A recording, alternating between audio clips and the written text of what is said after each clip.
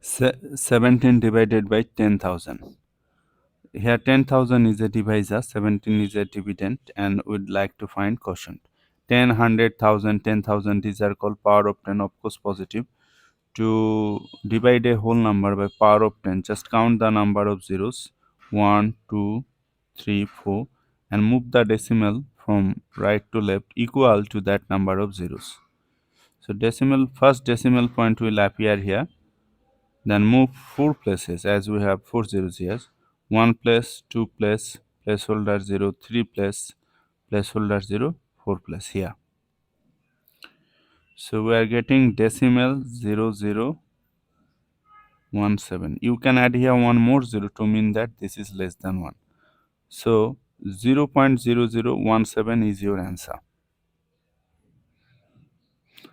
Look here, dividend is 17 and quotient is this. Which is greater? Of course, dividend 17 is greater than quotient. Actually, division means repeated subtraction, and in repeated subtraction, the value of this dividend will be decreased. Here is the proof.